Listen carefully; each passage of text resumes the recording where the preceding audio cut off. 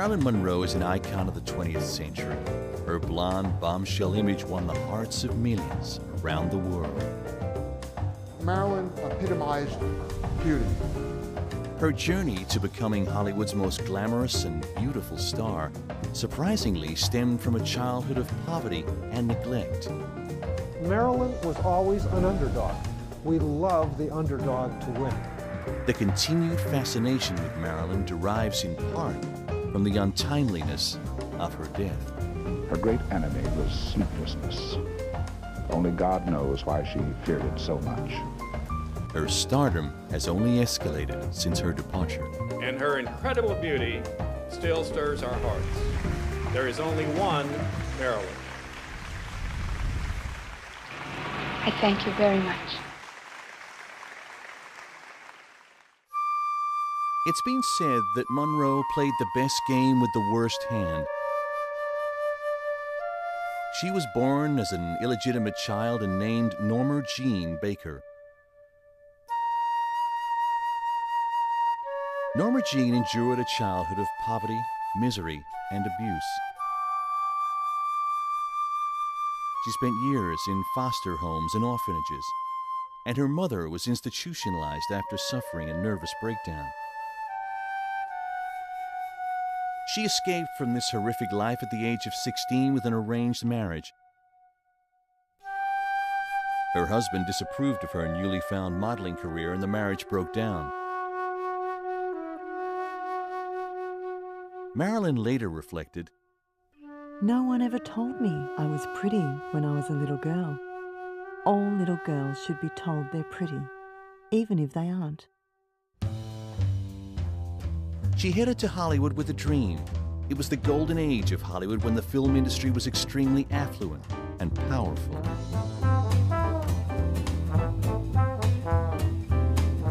Paramount, 20th Century Fox, and MGM were the most successful studios of the era, and were producing a huge volume of movies that gave birth to dozens of stars.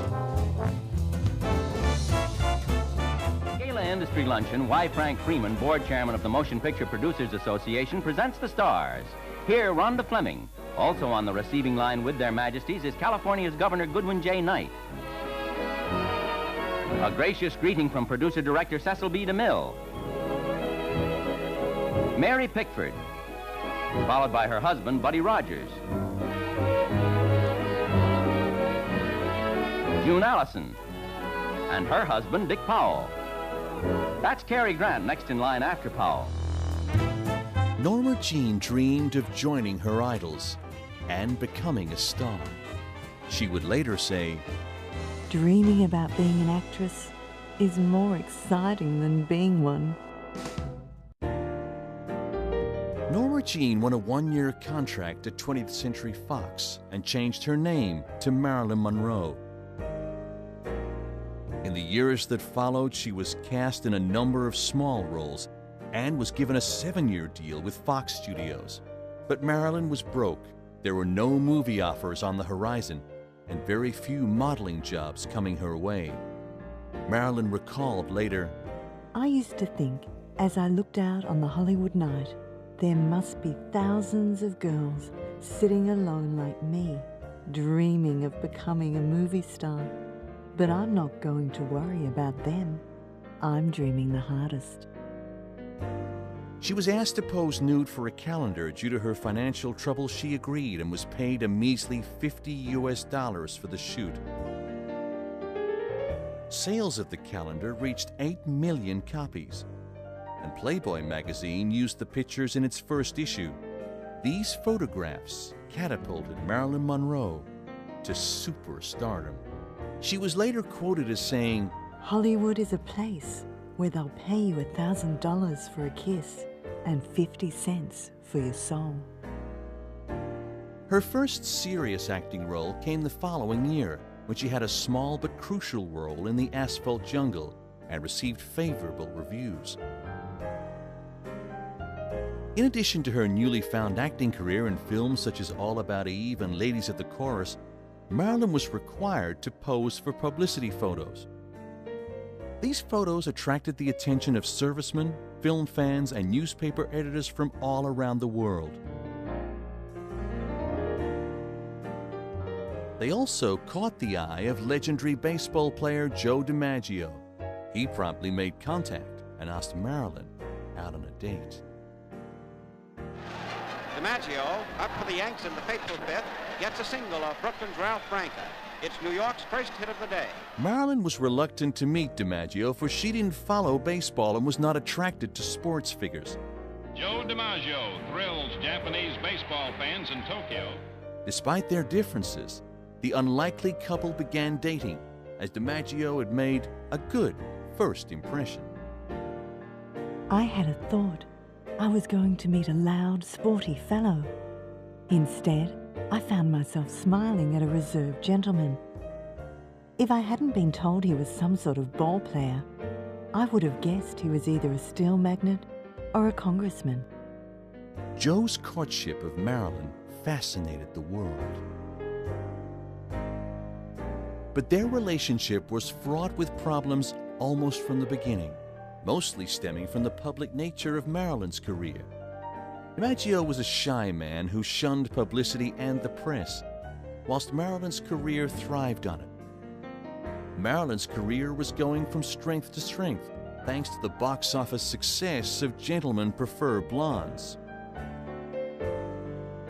Marilyn and Jane Russell were asked to place their prints and signatures in the cement of the forecourt of Grauman's Chinese Theater in Hollywood.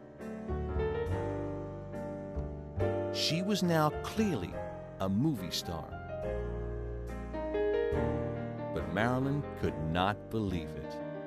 There was my name up in lights. I said, God, somebody's made a mistake. But there it was, in lights.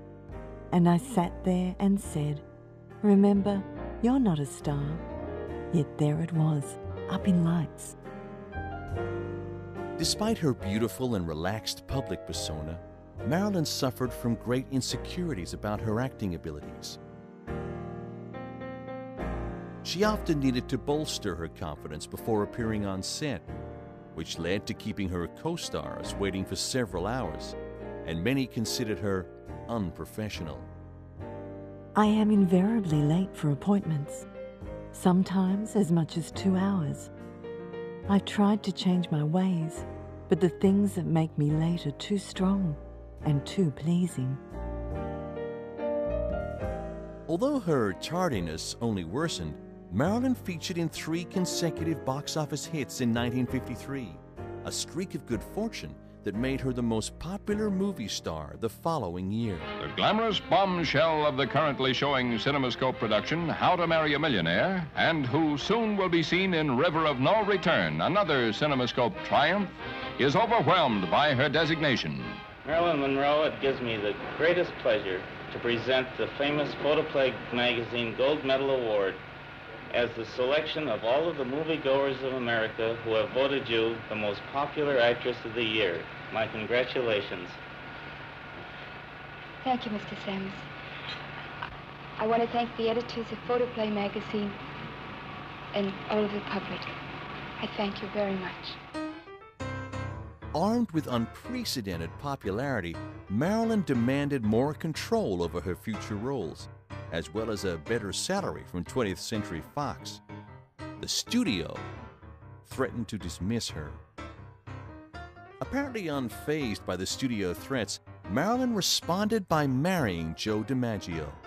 If I'd observed all the rules, I'd never have got anywhere.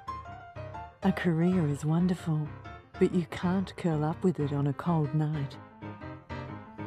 Marilyn gained a lot of public and media support as a result of her marriage to the American Idol. A few days after the wedding, Fox relented and told Marilyn all would be forgiven if she came back to work. A truce was finally worked out in which Marilyn's salary was improved. After a few days in Palm Springs, the couple went to Japan on their honeymoon. At Tokyo's International Airport, the masses of fans, photographers, and reporters were so manic in their enthusiasm for Marilyn and Joe that the couple had to scramble back to their airplane. The honeymooners managed to escape a short time later through a baggage hatch. Over to Tokyo, where the land of the rising sun bows to a twinkling star. It's Marilyn Monroe and her husband, Joe DiMaggio, on their honeymoon. And if we figure this goodwill correctly, we'd better send Miss Great Britain to Berlin. During this time, the Korean War was raging only miles away from Japan. Frontline report.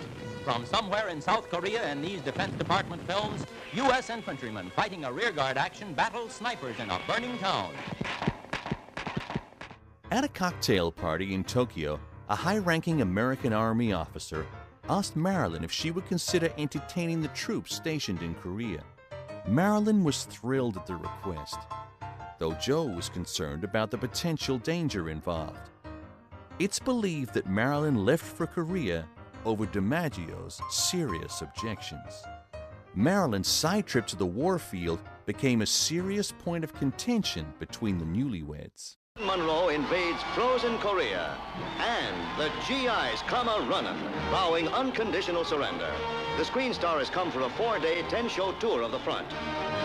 Marilyn proves that there's nothing drab about GI's slacks and shirt, depending on how you look at it, as she heads for her first performance.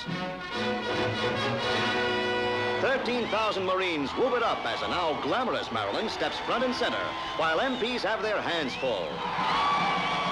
Having the time of her life, Marilyn wriggles her way into the hearts of the leathernecks. Coyly, she admits, I've never seen so many men in all my life. Marilyn would say more than once in her life that the adulation she felt in Korea from the servicemen had helped overcome a fear of performing in front of large crowds. It was the high point of her career. The trip was the best thing that ever happened to me. I never felt like a star before in my heart. It was so wonderful to look down and see a fellow smiling at me. She performed for the American Marines in bitter, cold temperatures, wearing only a scanty plum-colored dress. Marilyn sang Diamonds Are a Girl's Best Friend, Bye Bye Baby, and Do It Again. She interrupted her performances to use her fine comic wit and crack jokes with the soldiers about their fondness for sweater girls. Marilyn must come and go, and Korea for the GIs can never be the same. Marilyn returned to Japan from her exhausting trip with a 104-degree temperature and a slight case of pneumonia.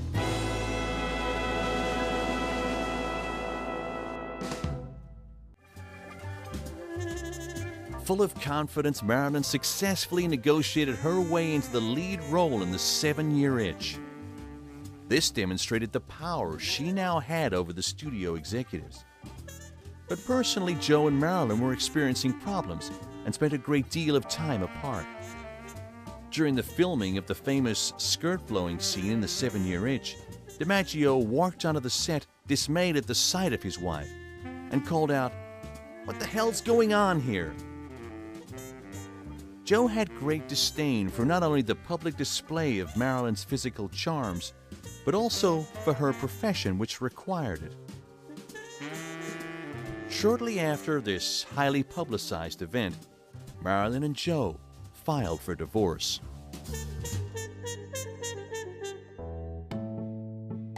Later, Marilyn reflected, I guess I've always been deeply terrified to really be someone's wife. Since I know from life one cannot love another, ever really. The 7-Year Itch was a box office hit, and Marilyn became embroiled in another dispute with Fox. She decided to leave Hollywood for New York to study acting. She formed her own production company to secure better roles. Marilyn was determined to become a serious dramatic actress with or without the studio. She befriended intellectuals and started seeing American playwright Arthur Miller. Finally, Fox Studios met Marilyn's unprecedented demands, which included story and director approval. Her salary was boosted to $100,000 per film, and she was allowed to make films with independent producers and other studios. Marilyn's victory not only became a landmark case, but again it proved that Marilyn Monroe was a force to be reckoned with. I'm not interested in money. I just want to be wonderful. My work is the only ground I've ever had to stand on. I seem to have a whole superstructure with no foundation. But I'm working on the foundation. In high spirits, she returned to Hollywood to star in the film Bus Stop. Her performance in the film is considered the finest of her career. After the completion of Bus Stop, Marilyn returned to New York and married Arthur Miller in a small civil ceremony. She not only adored her new husband, but she admired him for his talent and accomplishments. Marilyn then flew to London to begin work on her next film, The Prince and the Showgirl. Miller accompanied her despite having been called to testify before the House Un-American Activities Committee to explain his supposed communist affiliations. A honeymoon couple arrive at London Airport, Mr. and Mrs. Arthur Miller. Mrs. Miller's better known as Marilyn Monroe. Arthur is one of America's most brilliant playwrights. He wrote Death of a Salesman. Marilyn's come to England to film The Sleeping Prince with Sir Laurence Olivier, who's here with his wife to meet them. A marriage of brains and beauty. But don't let anyone tell you Arthur's got all the brains. Mr. Miller, what is the next stage in your trouble with the United States Congress? Well, the next stage is that the Congress itself vote one way or another on the contempt citation voted by one of its committees. Yes. And if it does so vote, then the next stage after that is that this is sent to the Attorney General of the United States, who then takes the matter to a federal court, and there is a trial as to whether I was in fact in contempt, which I don't believe, and or whether I was not. And might you be liable to a term of imprisonment? Well, it's very rarely, if ever, meted out. Are you going to stick to your guns on this? Oh, definitely. Yes. Well, could you remind our viewers just exactly what your stand is? You are saying you are refusing to reveal the names of certain people, is that correct? There's certain writers I knew 10 years ago or so. Were you actually a member of the Communist Party yourself at one time? I attended several meetings that were meetings of communist writers. Yes, yes. Have you been to England before? I was here in 1949 when Death of a Salesman was produced here. A little quieter for you that time, is it? Yeah, well, I was in the theater most of the time. Good. Are you enjoying your honeymoon? Very much, yes. Good. Thank you very much, sir. Thank you. During the proceedings, Marilyn supported Miller both privately and publicly, telling newsreel reporters that she believed her husband would win his case. Later, begrudgingly, Miller paid a fine of $500 to have the matter settled. Here she is at the Savoy Hotel, stepping into a blaze of light at her press reception. Escorted by publicist Robert Stanage and with Sir Laurence Olivier, she took her seat in the center of it all. Soon they were joined by her husband, Arthur Miller, looking, I thought, surprisingly calm and unruffled. We were delighted by the quickness of her mind and her intelligence. Talking with her about her new British film, The Sleeping Prince, I was immediately struck by her obvious enthusiasm for this new venture. The film's name was changed to The Prince and the Showgirl, and was the first independent project undertaken by Marilyn Monroe Productions. Monroe co-starred with Laurence Olivier, who also directed the film. He became frustrated with Marilyn, often raising his voice in anger and occasionally insulting her. Marilyn responded by arriving on the set hours late, sometimes failing to show up at all. Miller assumed the duties of caretaker and manager for his unstable wife, and was often placed in the awkward position of having to explain or defend Marilyn's behavior. Marilyn fell into a pattern of chronic insomnia, often becoming hysterical as the long nights wore on. Nightly vigils by her side became a common experience for Miller. A clearly disturbed Marilyn once said, "First, I'm trying to prove to myself that I'm a person. Then maybe I'll convince myself that I'm an actress." During the production of The Prince and the Showgirl, Marilyn was invited to attend a Royal Command film performance before Queen Elizabeth. This was the scene in London's Leicester Square on the evening chosen for the greatest event in the cinema year.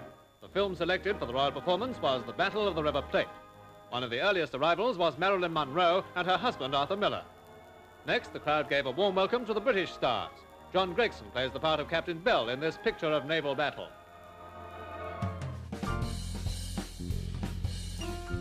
Marilyn was presented to Queen Elizabeth, who complimented her on her curtsy.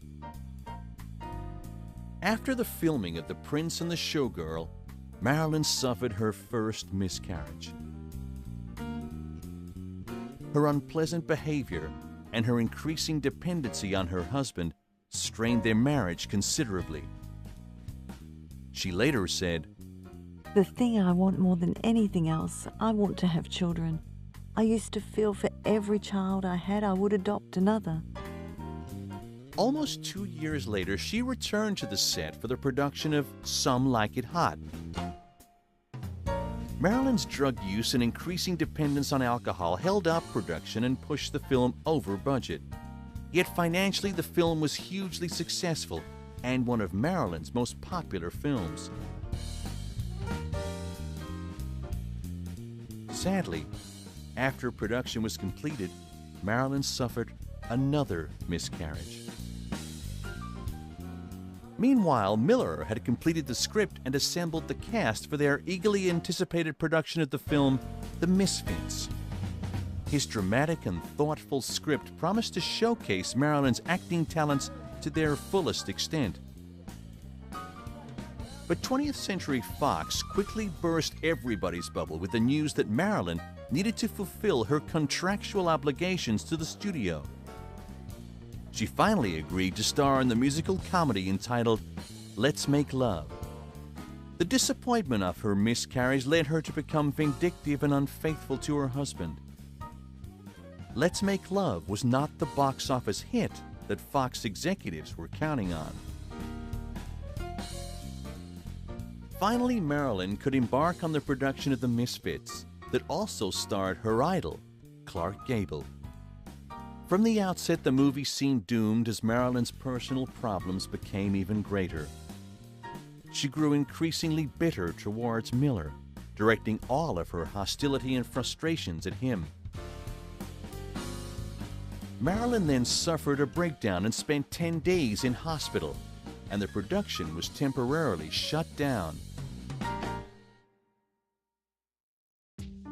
Clark Gable's participation in The Misfits must have seemed to Marilyn like a gift from the gods.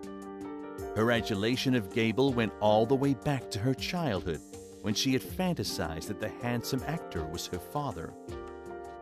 The grueling location shoot of The Misfits was made more unbearable by the long waits for Marilyn. Publicly, Gable showed no anger or hostility towards the obviously ill actress. On set, Marilyn stated, "The place was full of so-called men, but Clark was the one who brought a chair for me between the takes." Yet privately, Gable admitted his frustrations with Marilyn's behavior and hinted at his growing fatigue from participating in the film. The Misfits opened to mixed reviews and had poor box office results.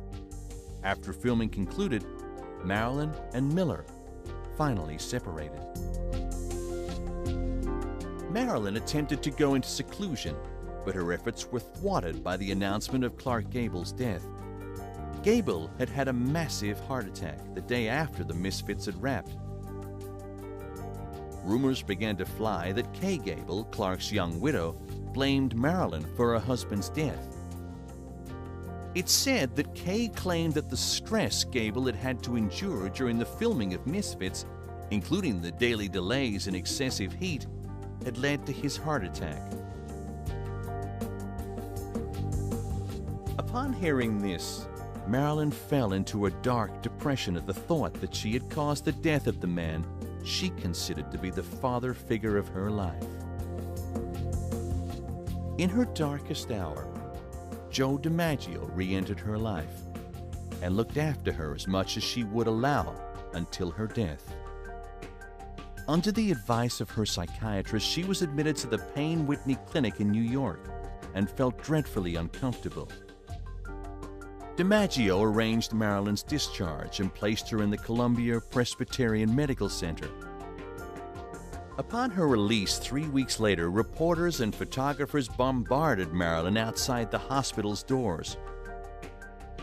They surrounded her, screaming tasteless questions and blocking her exit to a waiting limousine. 16 police officers and hospital security men were needed to escort her to safety.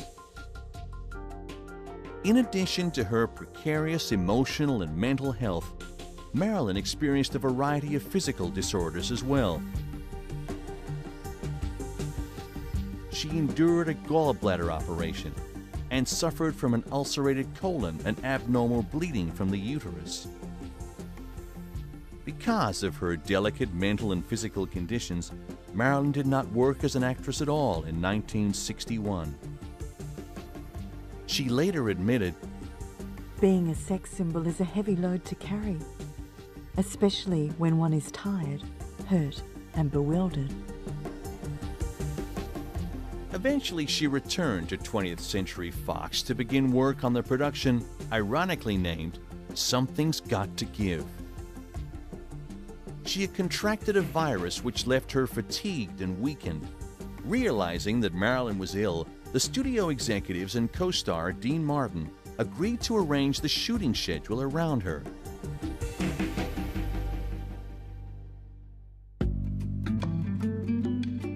Several photographers had been invited to shoot publicity stills of a swimming pool scene in which Marilyn was supposed to wear a flesh-colored bathing suit to suggest that she was swimming nude.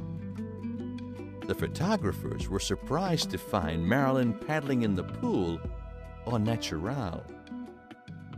Marilyn came out of her dressing room in this wonderful blue bathrobe, terry cloth. You know, one like you'd have lying around your own house. Jumped in the swimming pool, dog paddled around, and then came up to the edge of the pool and didn't have a bra on. Well, immediately, myself and everybody on the set knew this was the first time in like 10 or 12 years that Marilyn might be photographed nude. Marilyn was very, very fussy on who photographed her. She, in fact, had approval of every one of the pictures. She would sit there with a grease pencil and cross them out, or pinking shears and cut them. She knew who she wanted to photograph her and when she wanted to be photographed. Fortunately, I was one of the last to ever photograph her.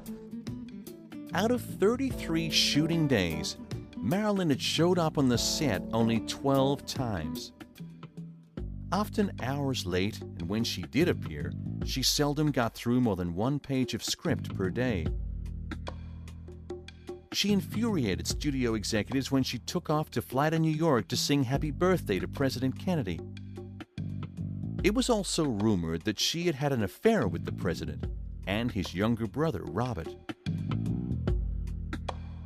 Finally, production chief Peter LaThabs fired Marilyn from Something's Gotta Give. Marilyn was devastated by her dismissal.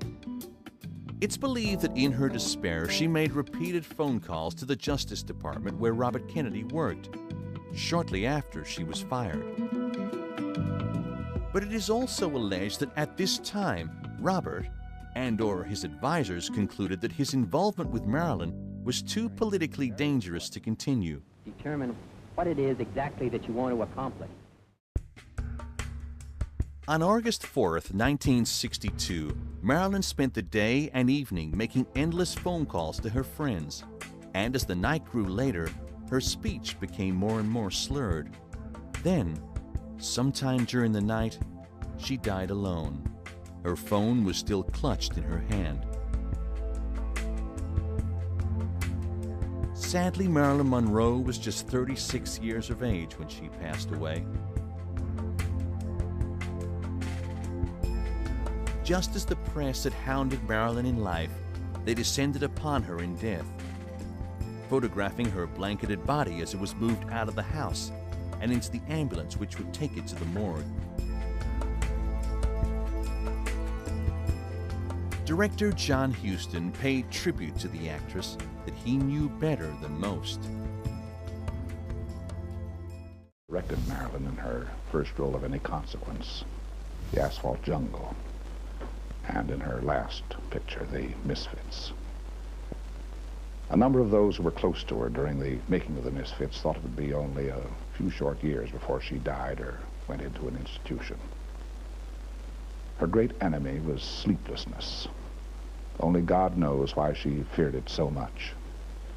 Perhaps it was simply that not to sleep meant losing her beauty, but I'm inclined to think that there was more to it than that.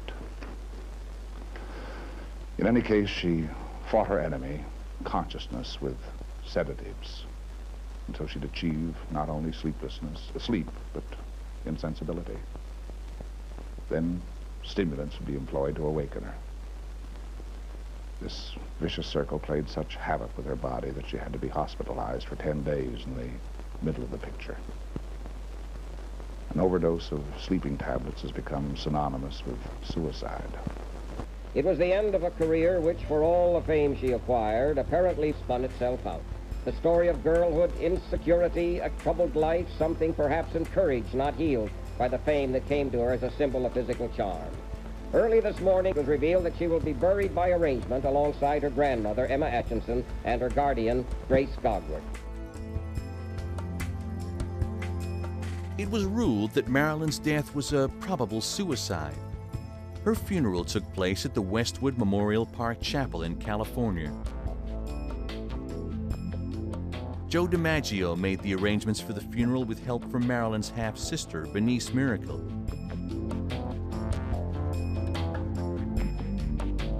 Once more, a large contingent of press watched on as the mourners arrived. DiMaggio allowed only a few people to attend the service.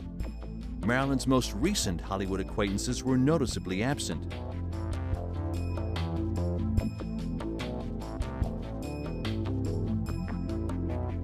Perhaps in trying to come to grips with the tragic struggles of Marilyn's life, we have become obsessed with explaining her death.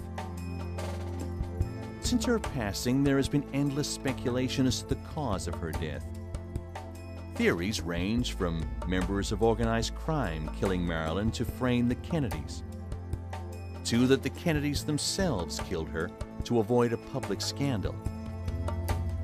Some also doubt that there was even a suicide, speculating that on the last night of her life, Marilyn had wanted merely to sleep through her despair, as she had done so many times before.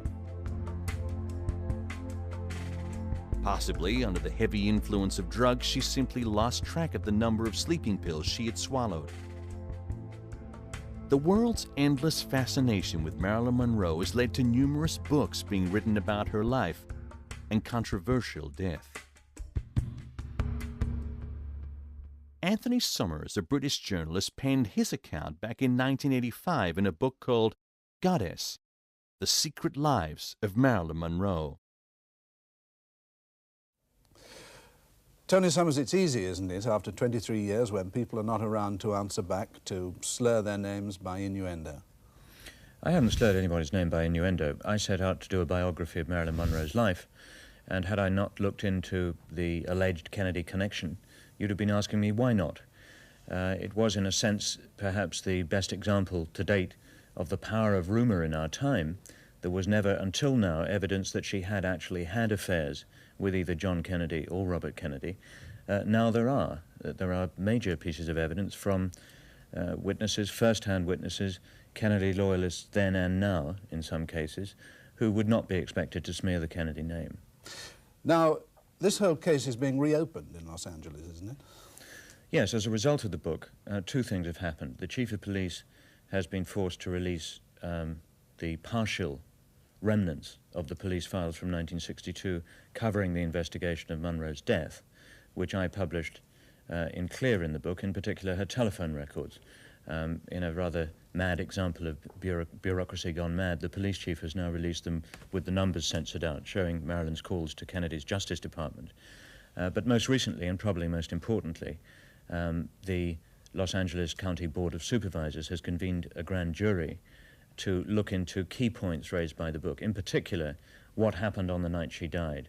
It suggests, the evidence now suggests that far from being found at 3 or 4 o'clock in the morning by her psychiatrist, that she was in fact either dead or dying 4 or 5 hours earlier, and was removed initially, alive but in a coma, by ambulance. Why would that take place? Why should anyone want to do that? What would the 4 or 5 hours be used for? It seems, and this is speculation, informed speculation on the basis of the evidence, that the time was used to clear up evidence of Marilyn's Kennedy connection at her home, and indeed for Robert Kennedy, who had seen her earlier that day, to be got out of town by helicopter.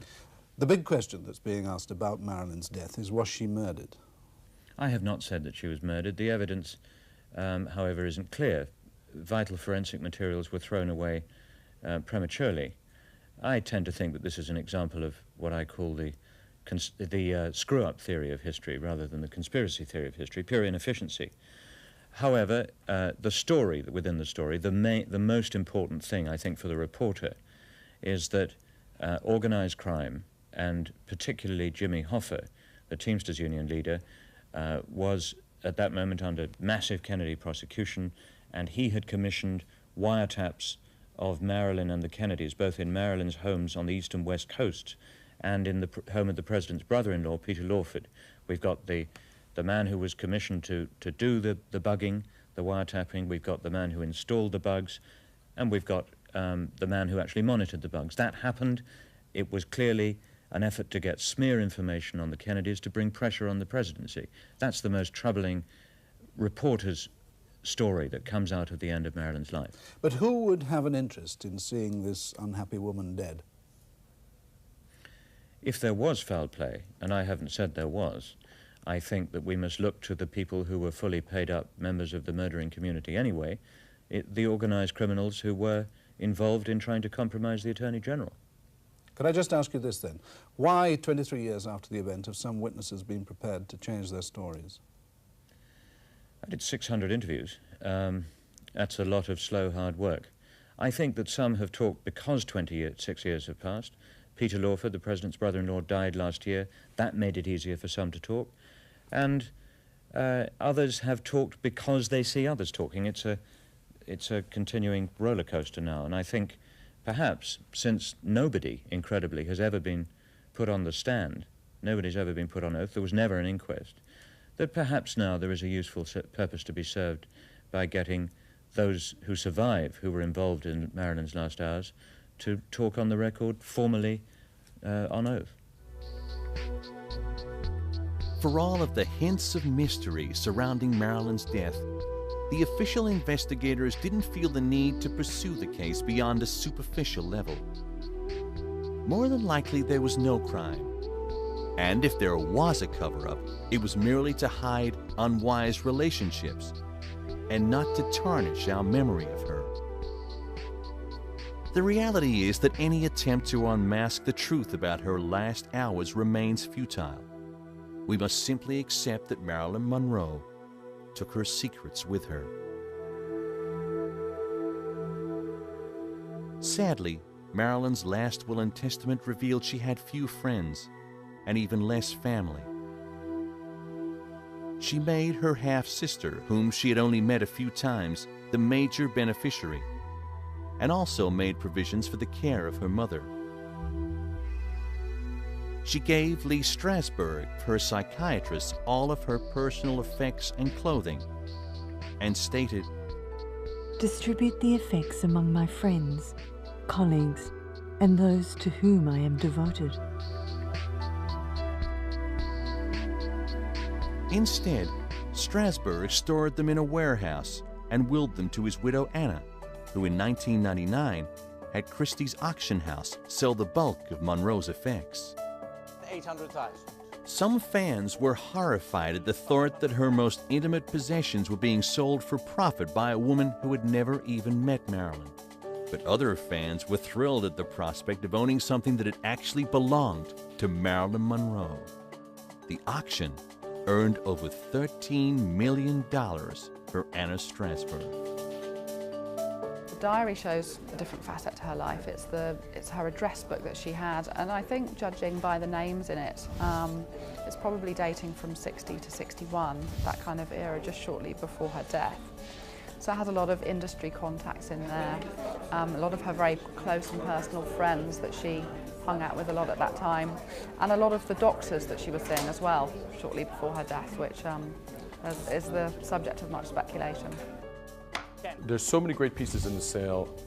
Things that pop out in my mind are the inter-office memo at the 20th Century Fox legal department saying that Norma Jean Dougherty had just changed her name, had just legally changed her name to Marilyn Monroe. I mean, this is actually the birth announcement of an icon, and that's a fantastic, fantastic item. Release form for the famous nude photographs she did that were reproduced on calendars, and she signed that one Norma Monroe, which I have never seen. That's never come up at auction, anything signed Norma Monroe at all, so that's really rare. Classic photographs of Marilyn are also popular all around the world.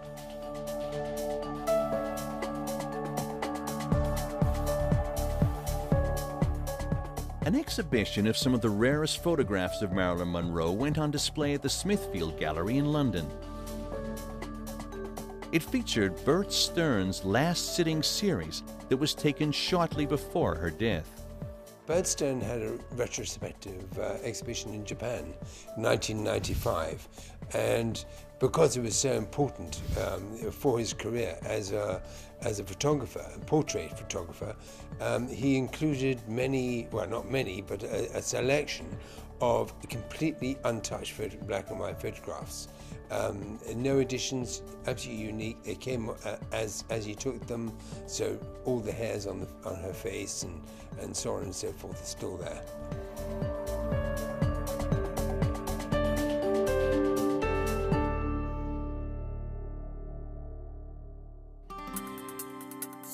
A unique collection of photographs called Timeless Beauty also went on display in London at the Andrew Weiss Gallery. This exhibition documented her life from being a very young Norma Jean Baker through to her relationship with Joe DiMaggio, and featured the famous Santa Monica Beach photos that were taken by George Barris. Marilyn epitomized beauty, and she had an appeal not only for men, which of course we would say would be quite obvious, but she also appealed to women as well. And she had a way about her that people wanted to just help her. And women, again, found her attractive, not in a sexual way, but in a way of caring. And it made it a universal appeal that holds up to this day. The amount of money fans are willing to pay for images of Marilyn is staggering. When Andy Warhol's Orange Marilyn portrait came up for auction, it eclipsed all expectations. The Warhol Orange Marilyn showing on the turntable on my right at $14,500,000. Florence, your bidder at $14,500,000. While people clamor for images of Marilyn, others emulate her. Madonna has been a fan of Monroe since she was a child, and has repeatedly styled herself in her image. Gwen Stefani also keeps the Monroe look alive, along with fashion designers all around the world, including American designer Yarna Kay. The theme is definitely Audrey Hepburn, Marilyn Monroe. That's the icons of the 50s and the 60s, so these girls are amazing, and that's what I'm doing this season. Lebanese designer Zuhair Murad and Italian designers Dolce & Gabbana have kept the Monroe image and style alive on the catwalks of Europe.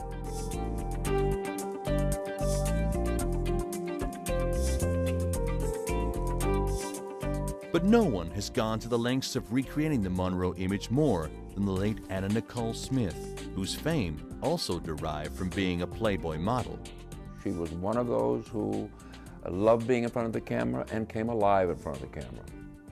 And you know, there was very clearly a Marilyn Monroe quality about her, and that aspiration was very clear from the very beginning. She talked about Marilyn Monroe all the time, and when she became Playmate of the Year at that press party, she was doing a lot of Marilyn Monroe poses. Anna's deeply held affection for Monroe led to her requesting to be buried next to her idol after her death.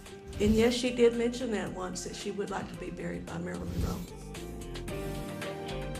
She didn't quite have the charm and the universal appeal of Marilyn Monroe, but you cannot deny the parallels in the two of them. From their fake names, to their fake blonde hair, to their nudity in Playboy magazine, to their untimely deaths in their 30s. And we have yet to see at this time what caused Anna Nicole's death, but we can't forget that Marilyn Monroe's death was brought on by an overdose of pills. Marilyn was immortalized when the U.S. Postage Service issued a stamp in her honor. She was chosen to be the first icon of a series of stamps known as the Legends of Hollywood. Being the most famous face in the world would be plenty for a lot of us. The camera loved her, and so did we. But she fought to master her craft and earn the respect of the critics in the same way that she won the hearts of millions of fans. Today, more than 30 years after her death, her comedic style still makes us laugh. Her big girl looks and little girl voice still make us smile. And her incredible beauty still stirs our hearts. There is only one Marilyn.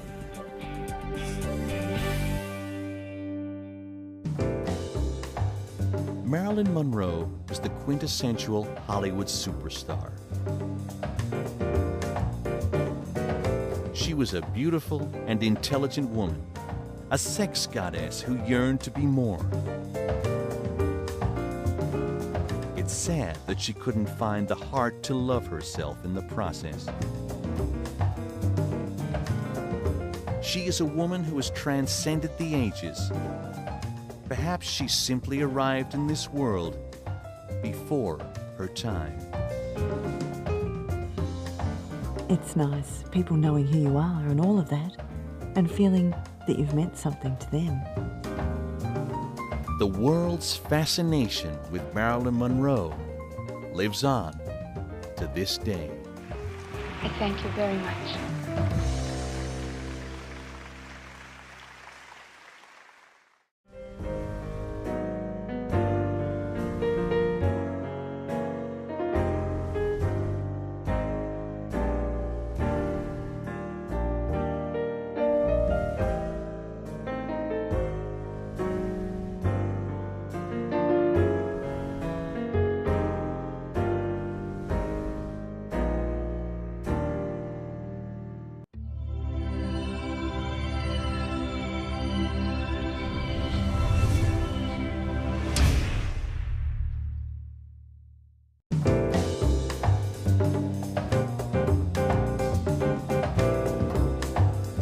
Marilyn Monroe is an icon of the 20th century.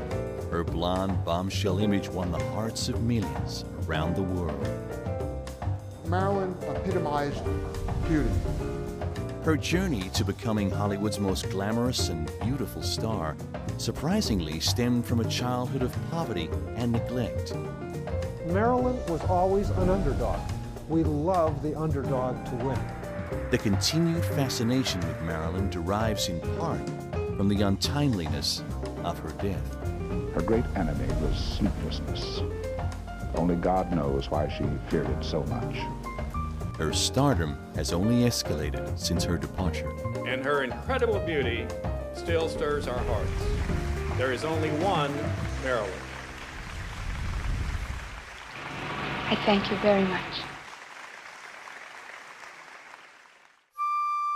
It's been said that Monroe played the best game with the worst hand. She was born as an illegitimate child and named Norma Jean Baker. Norma Jean endured a childhood of poverty, misery, and abuse. She spent years in foster homes and orphanages, and her mother was institutionalized after suffering a nervous breakdown. She escaped from this horrific life at the age of 16 with an arranged marriage. Her husband disapproved of her newly found modeling career and the marriage broke down. Marilyn later reflected, No one ever told me I was pretty when I was a little girl. All little girls should be told they're pretty, even if they aren't.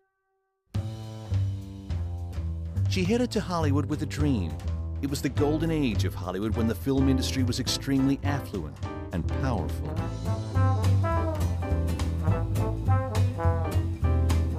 Paramount, 20th Century Fox, and MGM were the most successful studios of the era, and were producing a huge volume of movies that gave birth to dozens of stars. Gala Industry Luncheon, Y. Frank Freeman, board chairman of the Motion Picture Producers Association, presents the stars. Here, Rhonda Fleming. Also on the receiving line with their majesties is California's Governor Goodwin J. Knight. A gracious greeting from producer-director Cecil B. DeMille. Mary Pickford, followed by her husband, Buddy Rogers. June Allison, and her husband, Dick Powell. That's Cary Grant next in line after Powell. Norma Jean dreamed of joining her idols and becoming a star. She would later say, Dreaming about being an actress is more exciting than being one. Norma Jean won a one-year contract at 20th Century Fox and changed her name to Marilyn Monroe. In the years that followed, she was cast in a number of small roles and was given a 7-year deal with Fox Studios. But Marilyn was broke. There were no movie offers on the horizon and very few modeling jobs coming her way. Marilyn recalled later, I used to think, as I looked out on the Hollywood night, there must be thousands of girls sitting alone like me, dreaming of becoming a movie star. But I'm not going to worry about them. I'm dreaming the hardest. She was asked to pose nude for a calendar. Due to her financial trouble, she agreed and was paid a measly $50 US for the shoot.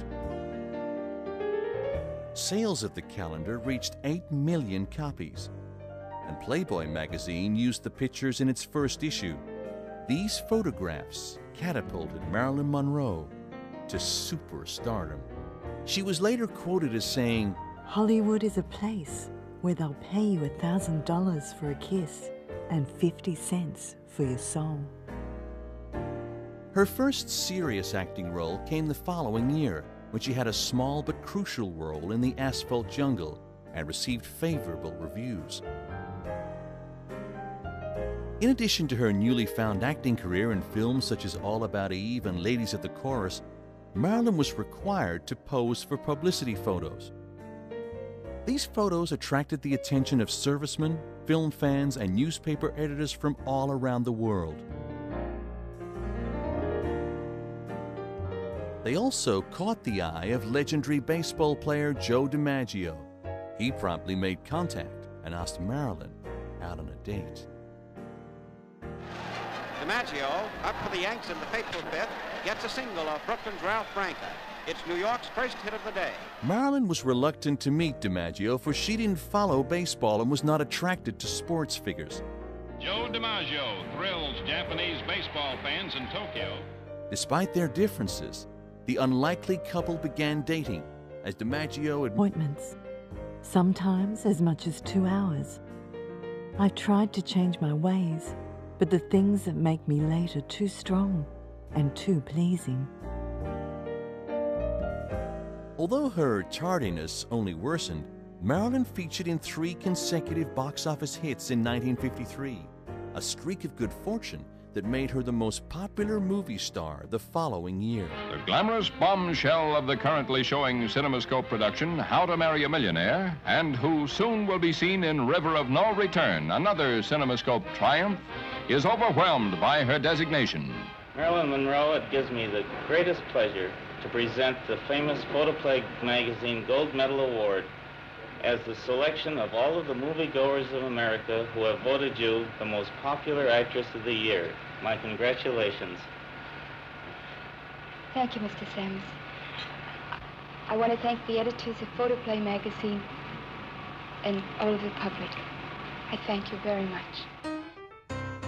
Armed with unprecedented popularity, Marilyn demanded more control over her future roles, as well as a better salary from 20th Century Fox. The studio threatened to dismiss her. Apparently unfazed by the studio threats, Marilyn responded by marrying Joe DiMaggio. If I'd observed all the rules, I'd never have got anywhere. A career is wonderful, but you can't curl up with it on a cold night. Marilyn gained a lot of public and media support as a result of her marriage to the American Idol. A few days after the wedding, Fox relented and told Marilyn all would be forgiven if she came back to work. A truth made a good first impression. I had a thought I was going to meet a loud, sporty fellow. Instead, I found myself smiling at a reserved gentleman.